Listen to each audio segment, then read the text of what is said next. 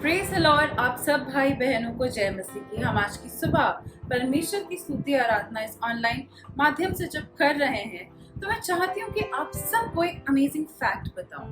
जब यीशु मसीह संसार में था तो वो भी सोता था, वो भी उठता था और वो एक 100% ह्यूमन था, जिसको 2019 में साइंटिस्ट ने वेरीफाई कर दिया है कि यीशु मसीह was a complete human being and he was also a god.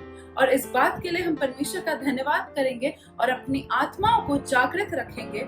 और आइए हम इस गवाही को सुने, हम आराधना करेंगे और इसके बाद हम एक बहुत ही खूबसूरत वचन से अपने आप को और अपने आसपास के लोगों के लिए भी आशीष का कारण बनते हैं। तो आइए हम इस आराधना में चलते हैं। हालेलुया। सभी लोगों को जय मसीह की। मेरा नाम करण है, मैं गोमती नगर में रहता हूँ। मेरे पिछले 15 दिनों से बुखार और लेफ्ट शोल्डर में बहुत ज़्यादा पेन हो रहा था, जिससे मैंने बहुत सारी दवाई वगैरह खाई, लेकिन दवाइयों का कोई असर नहीं पड़ा। फिर मैंने रोमा आंटी जी से प्रेयर कराई।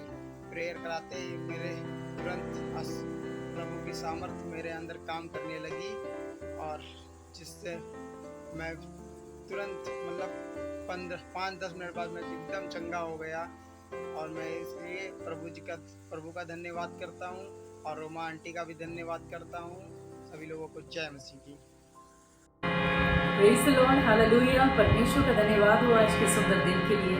तो परमेश्वर ने आज का दिन दिखाया है और हम सबों को जीवित रखा है, स्वस्थ रखा है, हर खतरों से बचा के रखा है। और आज हम सब इकट्ठे होकर परमेश्वर की महिमा कर रहे हैं, परमेश्वर को धन्यवाद दे रहे हैं कि वाकई वो महान है। जो उन्होंने क्रूस में पूरा कार्य किया है, उस बात के लिए धन्यवाद करें। धन्यवाद करें कि परमेश्वर ने कैसे कैसे खतरों से बचाया है, किन किन एक्सीडेंट से आपको बचाया है, कैसे जब आप दुखी थे, निराशा में थे, तो कैसे परमेश्वर ने शांति दी। आज ये पल जो है धन्यवाद करने का पल है। तो आइए हम सब आत्मा और सच्चाई से परमेश्वर की आराधना करें। सबको जय मसीह की। एक बार फिर से परमेश्वर का धन्यवाद देते हैं आज की पवित्र सुबह के लिए। आइए प्रभु की आराधना में चलेंगे। जागो सोने वालों, वक्त जाने लगा, आज तुमको जगाने कोई आया है। जिंदगी में किसी की सुनी न सुनी, तुम्हें वचन सुनाने कोई आया है। जागो सोने वालों, जब दिन उजाला बढ़ने लगा, गफलत में पड़े क्यों सोने लगे। जब दिन का उजाला बढ़ने लगा, गफलत में पड़े क्यों सोने लगे। हर दम तुम्हें कोई जगाने आए, कभी याद लगे कभी सोने लगे। ऐसे को नतीजा कुछ न मिला, तुम्हें याद दिलाने कोई आया है। जागो सोने वालों, वक्त जाने लगा, आज तुमको जगाने कोई आया है। जिंदगी में किसी की सुनी न सुनी, तुम्हें वचन सुनाने कोई आया है। जागो सोने वालों,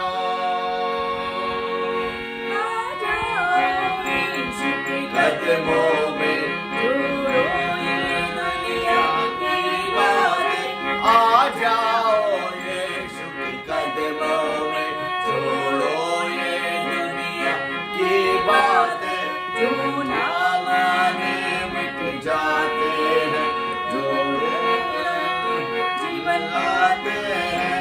सुना समय में आए कभी, तुम्हें जीवन दिलाने कोई आया है। जागो सोने वालों, वक्त जाने लगा, आज तुमको जगाने कोई आया है। जिंदगी में किसी की सुनी न सुनी, तुम्हें वचन सुनाने कोई आया है। जागो सोने वालों, वक्त जाने लगा, आज तुमको जगाने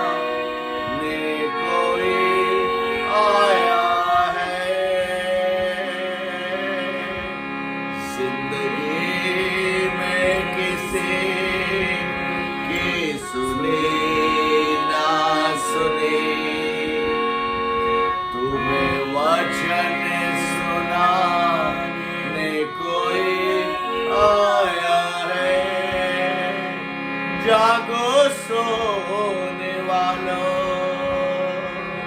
जब हमारी आंखें बंद है और खुदा का कलाम इस बात को बताता है कि आज हमें जागृत होने की जरूरत है, हमें जागृत होने की जरूरत है। और जब परमेश्वर का वचन मेरे और आपसे बात करने जा रहा है, आइए हम अपने आप को तैयार करें, पवित्र आत्मा के अभिषेक से भरते जाएं, अपने जीवन को तैयार करें, ताकि जब वो हमसे बातें करे तो हम प्रभु के कलाम को सुनने वाले ही नहीं बल्कि उसे ग्रहण करने वाले बने। सारी बातों को धन्यवाद देते हैं, इस सुबह के लिए धन्यवाद देते हैं, उसकी उपस्थिति के लिए धन्यवाद देते हैं कि सच में वो महान है, वो आदर के योग, महिमा के योग, स्तुति के योग है। आइए थोड़े समय के लिए जो हम आराधना में है उस महान परमेश्वर का धन्यवाद करें, धन्यवाद करें, धन्यवाद करें। खुल जाएंगे किताबें जब इंसान होगा, इंसाफ का तराजू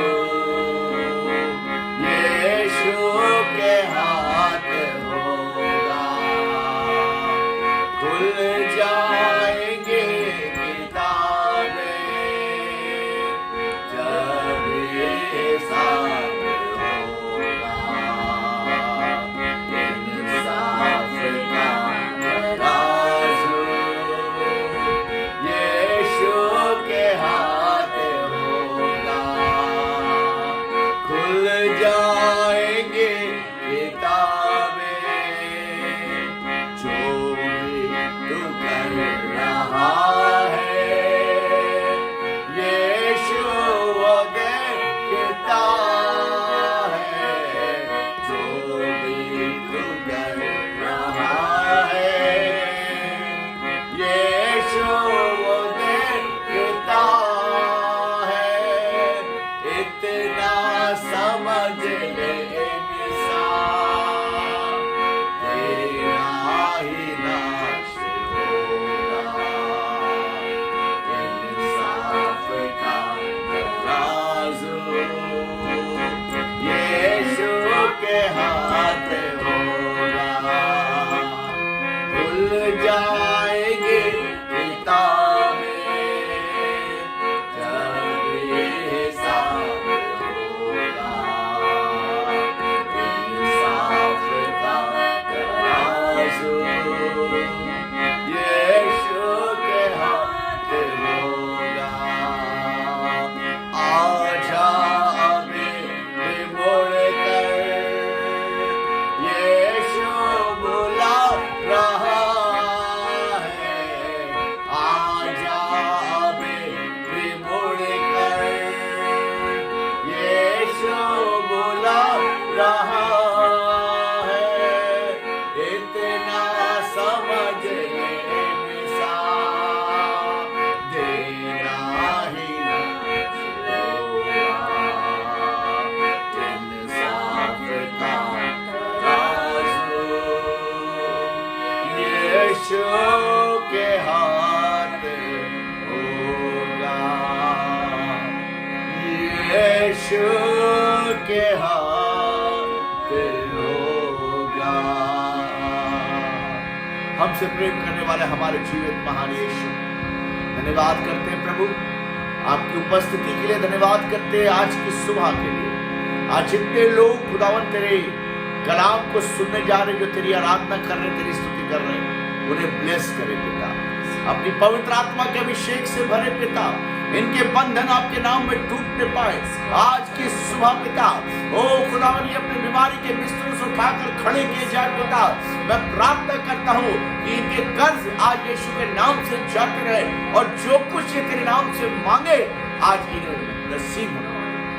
सारी बातों के प्रभु एक बार फिर से धन्यवाद देते प्रभु, आपकी उपस्थिति के लिए धन्यवाद देते प्रभु। धन्यवाद देते कि सच में आप अद्भुत युक्ति करने वाले परमेश्वर प्रभु। जब तेरी बेटी तेरे कलाम को देती है, वो नहीं पवित्र आत्मा बातें करे, तेरा कलाम हमसे बातें करे पिता, और वो 100 गुना फल लाने पाए। सारी बातों पर प्रभु एक बार फिर से धन्यवाद देते हैं, यीशु के नाम में मांगते हैं, आमीन आमीन आमीन। Praise the Lord. परमेश्वर का धन्यवाद हो आज के सुंदर दिन के लिए कि परमेश्वर के अनुग्रह से एक बार फिर से हम सब परमेश्वर की महिमा के लिए इकट्ठे हुए, ताकि परमेश्वर को धन्यवाद दे सकें कि परमेश्वर ने हर दिन उत्तम तरीके से हम सबों को संभाला, हम सबों को जीवित रखा और आज का दिन दिखाया। ये वाकई धन्यवाद का विषय है कि हम सब धन्यवाद करें आज के दिन के लिए। आइए जब हम वचन में जाएंगे तो हम देखेंगे आज एक नई बात को हम सीखेंगे, और ये सीखेंगे कि हर एक के जीवन में परीक्षा तो आती है, लेकिन क्या हम उस परीक्षा के घड़ी में स्थिर रह पाते हैं? क्या हम उस परीक्षा की घड़ी में हम परमेश्वर के पक्ष में रहते हैं, या हम अपनी समझ के सहारे, हम अपनी ही सोच विचारों के पक्ष में रहते हैं, या फिर किसी मनुष्य के पक्ष में रहते हैं, या शैतान के पक्ष में रहते हैं?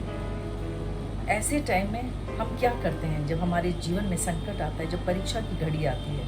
बहुत ज़रूरी है कि हम उस परीक्षा की घड़ी में हम स्थिर रह सकें। जैसे इसमें लिखा है वचन में, मत्ती का 26 का 41, मैथ्यू 26 का 41 वर्स हम पढ़ेंगे। उसमें लिखा है, जागते रहो और प्रार्थना करते रहो कि तुम परीक्षा में ना पड़ो। आत्मा तो तैयार है परंतु शरीर दुर्बल है। Praise the Lord, hallelujah. यहाँ क्या लिखा है? जागते रहो। यानी इसका मतलब ये नहीं कि हमें वॉचमैन की तरह 24 घंटे जागे रहना है, सोने की बात नहीं कर रहे हैं परमेश्वर, तो पूरे समय हमें जागने की बात हो रही है। नहीं, ऐसी बात नहीं है प्रियो। जागने का मतलब है कि हम प्रार्थना में जागृत रहें। ऐसा ना हो कि हमारा प्रार्थना में जीवन ठंडा पड़ जाए। ऐसा ना हो कि अगर हम बीमार हैं या बीमारी के बिस्तर में हैं या कोई तकलीफ आ गई है तो हम प्रार्थना करना छोड़ दें।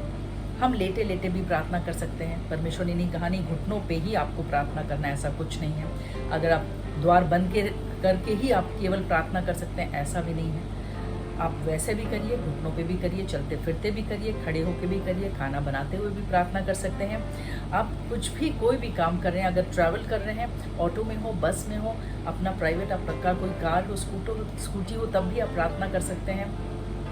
वॉक के लिए जा रहे हैं तब भी आप प्रार्थना कर सकते हैं। झाड़ू लगा रहे हैं, कहीं कुछ साफ सफाई कर रहे हैं, तब भी आप प्रार्थना कर सकते हैं। हमें जागृत रहना है प्रार्थना के प्रति, और अगर हम प्रार्थना के प्रति जागृत रहते हैं हम, और निरंतर हम अपने जीवन में, अपने हर दिन के दिनचर्या में प्रार्थना करते रहते हैं, तो जब अचानक से कोई विपत्ति आती है, क्योंकि जब हम संसार में हैं तो सुख और दुख दोनों लगा रहता है।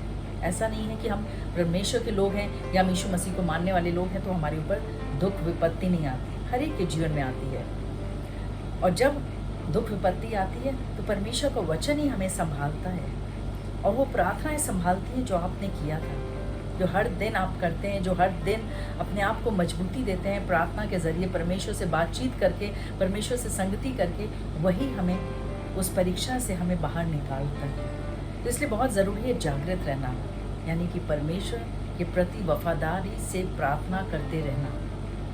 जो भी आपका नियम है प्रार्थना करने का, सवेरे उठ के ज़रूर किया करिए प्रार्थना, क्योंकि मॉर्निंग में आपको पता नहीं 24 घंटे में कैसा दिन बीतेगा। कई लोग आखिरी में रात के समय केवल करते हैं। क्यों? क्योंकि उनको लगता है कि रात में हम पूरा काम हम निपटा के निश्चिंत हो जाते हैं, रिलैक्स करते हैं। नहीं, उस समय तो करना ही चाहिए, बहुत अच्छी बात है, और धन्यवाद करना चाहिए कि दिन भर संभाला। लेकिन ज़रूरी है कि सवेरे उठ के प्रार्थना करिए, क्योंकि वो दिन भर आपको नहीं पता कैसे कैसे दिन बीतेंगे, कैसे कैसे लोगों के साथ आपका सामना हो गया, कैसे अचानक कोई विपत्ति आ जाएगी। वो प्रार्थना आपको संभालेगा, वो प्रार्थना आपको उस परीक्षा की घड़ी में स्थिर रखेगा। इसलिए बहुत ज़रूरी है कि सवेरे उठ के प्रार्थना करिए। फिर जब काम पे जा रहे हैं तब प्रार्थना करिए, घर पे हैं तो घर पे प्रार्थना करिए, जब आपको मिल रहा है टाइम आप करिए। हर छोटी छोटी बातों में, कोई शुरुआत कर रहे हैं काम तो उसको प्रार्थना करके करिए, कोई चीज़ खरीद रहे हैं तो उसको छोटी सी प्रार्थना करके करिए। कोई अलग से पॉस्चर आपको बनाने की ज़रूरत नहीं, कोई अलग से कुछ तामझाम करने की ज़रूरत नहीं है, केवल मन से पुकारने की ज़रूरत है। सभी कर सकते हैं। कई बार कुछ मिनटों की होती है, कुछ सेकंड्स की प्रार्थना होती है, कई बार लंबी प्रार्थना होती है। परमेश्वर हर तरह की प्रार्थनाओं को एक्सेप्ट करते हैं, अगर वो दिल से, मन से की जाए। टूटे हुए मन से जो हम करते हैं, परमेश्वर उसको ग्रहण करते हैं उन प्रार्थनाओं को। और वाकई जब ये हमारा जीवन शैली बन जाता है प्रार्थना, तो परमेश्वर अद्भुत रीति से हमें ब्लेस करते हैं। परमेश्वर अद्भुत रीति से हमें और आपको उत्तम तरीके से उन परीक्षाओं की घड़ी में स्थिर रखते हैं। जैसे कि इसमें लिखा है, जागते रहो और प्रार्थना करते रहो कि तुम परीक्षा में ना पढ़ो। परीक्षा में कैसे नहीं पढ़ेंगे? इसका मतलब क्या है कि हम परीक्षा तो आएंगी, लेकिन हम स्थिर खरे निकलेंगे। विपत्ति तो आएगी, हो सकता है आपके लॉसेस आपके जीवन में आ रहे हों, लेकिन आपको वो शांति या तसल्ली नहीं मिल रही। लेकिन अगर आप प्रार्थना में जीवन बिताएंगे तो परमेश्वर आपको उस घड़ी तसल्ली देंगे, परमेश्वर आपकी ज़रूरतों को पूरी करेंगे। अगर आपके लॉसेस हुए हैं तो परमेश्वर अपने स्वर्ग के भंडार से पूरी करेंगे। अगर आपके जीवन में कोई विरोध हो रहा है तो परमेश्वर उन विरोधियों को शांत करेंगे। क्यों? क्योंकि आपका जीवन जो है वो प्रार्थना में जीवन है। आप निरंतर परमेश्वर से अपने बोझ को डालते रहते हैं, बातचीत करते रहते हैं और उनकी आवाज़ को सुनते हैं, वचन पढ़कर उनकी आवाज़ को सुनते हैं और उनके साथ संगति करके अपने आत्मिक जीवन को मजबूत करते हैं, ताकि जब अचानक से बीमारी के बिस्तर पे आप आ जाएं, अचानक से कोई दुख विपत्ति आ जाए, तो परमेश्वर आपको उस घड़ी संभालेंगे। परमेश्वर आपको आइडियाज़ देंगे कि अब क्या करना चाहिए। जिसे लिखा, आत्मा तो तैयार है परंतु शरीर दुर्बल है। शरीर को प्रबल कैसे बना सकते हैं? अपने प्रार्थना में जीवन से।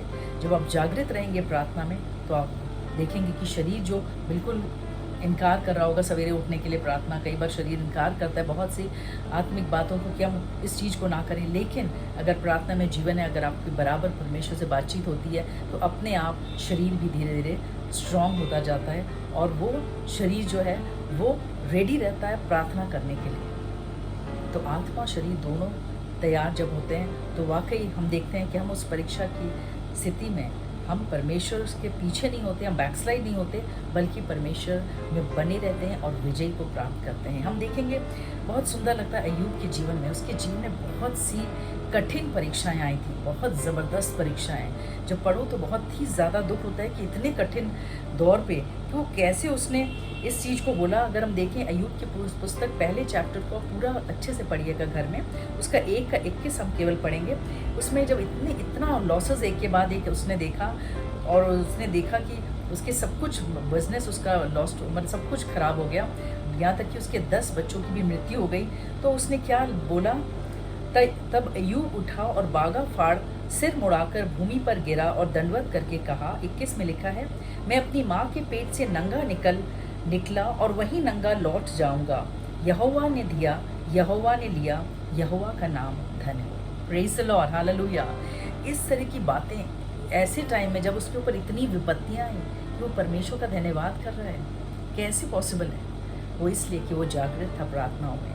और हम और आप भी जब जागृत रहेंगे तो वाकई चाहे जितनी बड़ी विपत्ति आ जाए, लेकिन परमेश्वर उस घड़ी हमें संभालते हैं। उसी तरह हम देखते हैं दानियल के जीवन में भी, जब लोगों ने साजिश की और राजा को भड़काया और ऐसी साजिश की कि दानियल की ये स्थिति आ गई थी कि उसको भूखे शेरों के मान में डाल दिया गया था।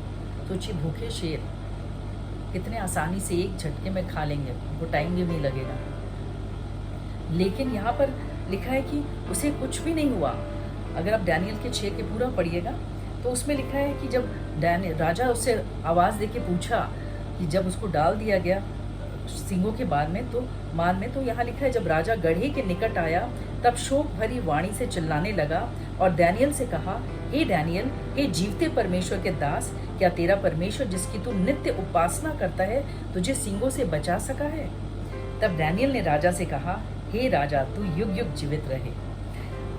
लिखा है, मेरे परमेश्वर ने अपना दूत भेजकर सिंगों के मुंह को ऐसा बंद कर रखा है कि उन्होंने मेरी कुछ भी हानि नहीं की। इसका कारण ये है कि मैं उसके सामने निर्दोष पाया गया और हे राजा, तेरे सम्मुख भी मैंने कोई भूल नहीं की। Praise the Lord, hallelujah. यहाँ भी एक बहुत कठिन परीक्षा की घड़ी आई दानियल के जीवन में, लेकिन वो उस परीक्षा में नहीं पड़ा, वो पार हो गया उस परीक्षा से। कैसे? क्योंकि उसका प्रार्थना में जीवन था। वो 3 बार निरंतर प्रार्थना किया करता था।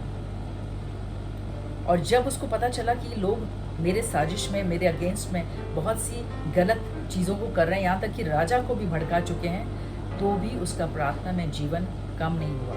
इसलिए अगर आप बीमारी के बिस्तर में हैं, अगर कोई विरोध हो रहा है, तो भी आप पीछे ना हो प्रार्थना करने के लिए। आप तब भी लेटे लेटे प्रार्थना करिए। मैं कई बार बहुत जब कमज़ोर महसूस करती हूँ या कुछ भी फिजिकली कहीं भी कोई भी दर्द होता है या हेडेक हो रहा है, तो मैं लेटे लेटे प्रार्थना करती रहती हूँ। मुझे बहुत अच्छा लगता है परमेश्वर से बात करना, बहुत अच्छा लगता है। अपनी सारी बोझ बताओ, फिर उनके वचन को याद करो और फिर उन चीज़ को बोलो, फिर धन्यवाद करो ऐसे टाइम में। तो मुझे बहुत अच्छा लगता है उस चीज़ को। और जैसे ही मैं ये जहाँ स्टार्ट करती हूँ तो अपने आप परमेश्वर की शांति आने लगती है, तसल्ली आने लगती है, और थोड़ी थोड़ी देर बाद अपने बॉडी गर्म हो जाता है और अपने आप ताकत आने लगती है। जो सर दर्द है वो भी अपने आप धीरे धीरे करके ठीक होने लगता है, या कोई भी अंग में आपको दर्द हो, देखिएगा कि आप अगर धन्यवाद करते रहेंगे, परमेश्वर से बातचीत करते रहेंगे, क्योंकि जब हम परमेश्वर से संगति करते हैं, उनसे बातचीत करते हैं, जागृत रहते हैं उनके प्रति, तो आप देखेंगे कि आपको नया बल मिलेगा, नई शांति मिलेगी। वो शांति जो कोई मनुष्य नहीं दे सकता, वो तसल्ली जो कोई मनुष्य दे ही नहीं सकता।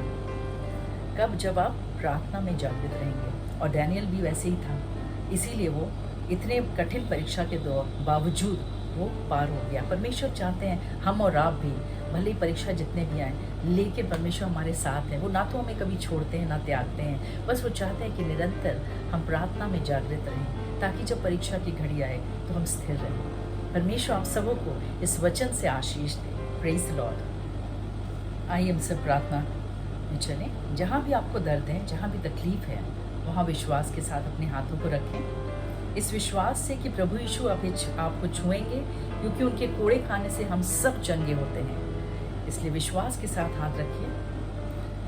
हालेलुया। धन्यवाद पिता परमेश्वर, हम धन्यवाद करते हैं सारी बातों के लिए, हम धन्यवाद करते हैं सुंदर वचन के लिए परमेश्वर। वाकई जिस तरह आपने हमें सिखाया आज परमेश्वर कि हमें कैसे जागृत रहना है, ताकि उस परीक्षा की घड़ी में हम स्थिर रह सकें, हम उस परीक्षा में ना पड़ें, हम बैकस्लाइड ना हो, बल्कि हम स्थिर रह सकें, उस परीक्षा से हम पार हो सके। परमेश्वर हो दे ऐसा विश्वास दे, ऐसा प्रार्थना में जीवन दे हमें परमेश्वर, ऐसी जागृति दे परमेश्वर, ताकि हम परमेश्वर उस संकट की घड़ी में परमेश्वर हम स्थिर रहने वाले हो सके। जितने भाई बहन इस वक्त देख रहे हैं और उन्होंने विश्वास के साथ अपना हाथ उस अंग पे रखा है जहाँ उनको दर्द है, जहाँ तकलीफ है, जहाँ उनको लगता है कि वो ठीक कभी नहीं होगा, प्रार्थना करते हैं परमेश्वर उनके विश्वासों के अनुसार उनके जीवन में कार्य कर परमेश्वर, और इसी घड़ी छू के परमेश्वर चंगाई दे, क्योंकि आप चंगा करने वाले परमेश्वर है, दयालु परमेश्वर है। इधर रखा नहीं थे, इधर रखा लको रचिदर, इधर रखा लकोरो और खुर्शी इधर रखा लखा रो कोरो शुतर रो कोरो गल लकोरो, इधर खा लखा लशीदर, इधर रखा लको रचिदर रखा ल बरो कोरो, इधर खा लको इधर शीदर, इधर खा लको इधर खा लको बेकार करो और खोरो शतर रखा लशीदर रखा बरो कोरो चित्तर बरो कोरो। प्रार्थना करते हैं जिनको भी पेट का कोई भी रोग पाया जाता है, यीशु के नाम से वो दूर होने पाए। प्रार्थना करते हैं जिनको भी सर दर्द होता है, यीशु के नाम से वो सर दर्द से स्वतंत्र होने पाए। जिनको भी हाई बीपी या लो बीपी की प्रॉब्लम है, यीशु के नाम से उनका बीपी नॉर्मल होने पाए। प्रार्थना करते हैं परमेश्वर जिनको भी कमर का दर्द है, कंधों का दर्द है, स्पॉन्डिलाइटिस की प्रॉब्लम है, वो यीशु के नाम से वो दूर होने पाए। जिनके भी गॉल ब्लैडर किडनी में स्टोन है, यीशु के नाम से वो स्टोन गायब होने पाए। रखा ली दी शीत इधर रखा ला कोर चितर ले इधर बरकोरो उर कुर छुतर इधर खा ला बरकोर शता रखा बरकोरो। हर थायराइड की प्रॉब्लम यीशु के नाम से जाता रहा out in the name of Jesus. उर कुर शीत इधर रखा ला बरकोरो। घुटनों का दर्द यीशु के नाम से जाता रहा, arthritis out in the name of Jesus. उर कुर शीत इधर रखा ला बरकोरो। पाइल्स की जो भी प्रॉब्लम पाई जाती है यीशु के नाम से वो जाता रहा, out in the name of Jesus. हर यूरिन इन्फेक्शन यीशु के नाम से जाता रहा, कोला इधर जितने लोग बुरे सपने देख रहे हैं उन तमाम बुरे सपनों को नष्ट करते, रिजेक्ट करते यीशु के नाम से। जिनके भी जीवन में आर्थिक तंगी है परमेश्वर, भारी कर्जों में है परमेश्वर, तमाम आर्थिक तंगियों से स्वतंत्र करें परमेश्वर, भारी कर्जों से स्वतंत्र करें परमेश्वर। सभी बच्चों को, यूथ को ब्लेस करें परमेश्वर, और सब परमेश्वर आत्मिकता में बढ़ते जाए। हर बुरी संगति से बचा के रख, हर नशे से बचा के रख परमेश्वर। हर परिवार में आपके प्रेम को, एकता को मांगते हैं। पति पत्नी के जीवन में आपकी एकता को, प्रेम को मांगते हैं परमेश्वर। प्रार्थना करते हैं परमेश्वर, और भी परमेश्वर जितने भी लोग टूटे हुए हैं इस वक्त परमेश्वर, निराशा में है, उन्हें अपनी असीम शांति को दे, अपनी तसल्ली को दे परमेश्वर। सभी बातों के लिए हम धन्यवाद करते हैं, प्रार्थनाओं को सुनने के लिए, उसका उत्तर देने के लिए। प्रार्थना यीशु मसीह के नाम से मांगते हैं, सुनो कबूल कर, आमीन। परमेश्वर आप सबों को बहुत आशीष दे। God bless you all.